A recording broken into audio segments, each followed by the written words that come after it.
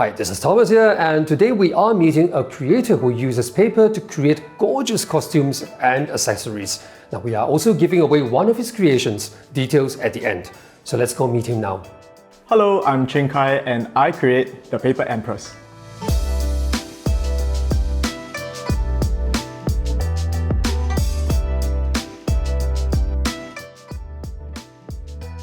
The Paper Empress is my personal project to use paper to create accessories and costume for this protagonist, which is the Paper Empress herself. And over the years, the Paper Kingdom has expanded to a lot more characters, and all the accessories that you see over here are all created for her. Growing up, I've been watching a lot of period dramas on TV. That was our main source of media diet. Shows like 红楼梦, 武则天, and a lot of other period dramas really made me very fascinated with their costumes, with their set design, and with their headdresses, especially the headdresses that all the empresses and the princesses wear. Tang Dynasty being the golden age of Chinese arts and culture, it's also a very colorful period in the history of China, and there were a lot of very colorful and textured characters, known people like the first female empress of China, Wu Zetian, and her realm and all the things that surrounds her. And there's also Tang Taizong, there's also Tang Xuanzong, and there's also Yang Guifei, and notwithstanding the rest of the poets and whatnot. And so it's a really very colorful period. And so this era has always fascinated me a lot. I am an art director by profession. I also do photography, set design for the theatre, and I also paint and draw. And I think all these practices and disciplines all lead up to me creating this, because this is indeed in the world of the social media. So understanding digital media, understanding storytelling with photography, and right up to creating what kind of costumes for what kind of story themes. I think with my background in commercial design has definitely helped a lot in the storytelling process. In secondary school, when I was doing a lot of sketches and doodling of what I imagined watching off TV, and then I was thinking I also want to create them. But obviously back then, even now, to have ready access to the real medium, which is gold and the metallics, I started to experiment using gold cardstock. Back then it was very lo-fi, just use scissors to cut and to create and try to score and to make into phoenixes and crowns and whatnot. Till now, I still start with the idea of using paper, because paper as a material is a very everyday material that everybody knows about. It is also very brittle as a material because it tears easily, it folds easily. So there's a lot of creative challenge and joy to use that medium to create a variety of different things. And so this creative challenge has always fueled me to keep pushing the boundaries. Okay, so usually I will think of the theme of the post or a certain story. So now I've got a story in mind. So what I'm going to do is that I'll usually sketch out.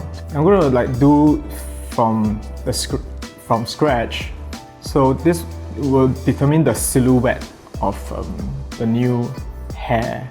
So over here, I'm thinking to have a phoenix. So doing very rough sketches of roughly how the silhouette and the size and the proportion of the phoenix will be.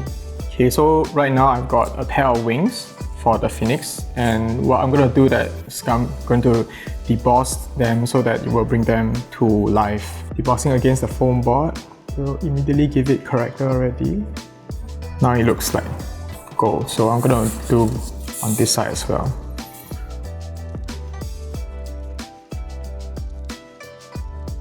Okay, so now that they are scored and formed, I'm going to layer them so that just different layers of the wings.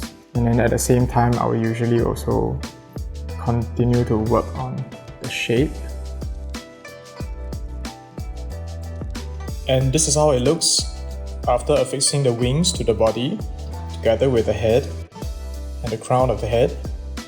And now we're going to piece everything together to form an intricate phoenix.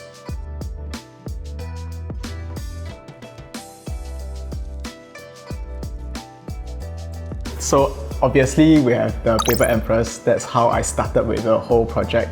And over time I thought to flesh out the entire story, I wanted to create more characters. So this one over here is her mother, the Empress Dowager. She first arrived just before COVID. When COVID hit and there was a lockdown, the mother and the daughter were stuck in the same palace, so they had some rife going around between them both. So actually the story goes that it's not always very fun to be living with your mother. Obviously, as the Empress, you need to have maids and then maids in waiting, so there are also some maids. And over here is the chief steward. She is a very senior maid. She took over a previous stewardess who left because she struck lottery, so that was also part of the story. So there was an open call for a chief stewardess, so she came and she fit the role.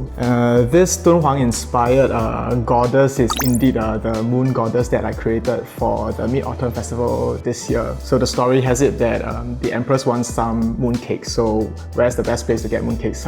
Of course, is to fly to the moon. And so the original mooncakes in this story made and sold by the moon goddess. So this is the latest to the collection.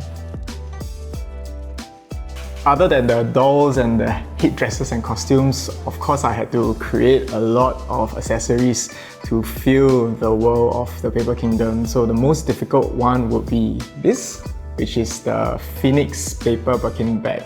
So this was created according to the pattern of how a Birkin bag is being created. The hinges and the cuffs are still as close to the original as possible, with the exception that the real estate is all taken up with a very tiny and intricate phoenix.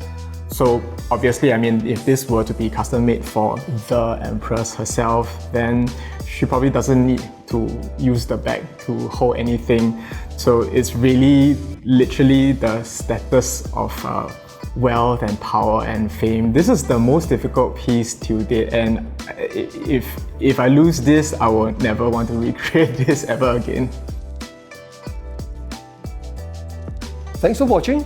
We are giving away this golden pineapple which Ching Kai has specially created to give to one lucky subscriber. Now to win this, you should be an existing or new subscriber and comment at the comment section below.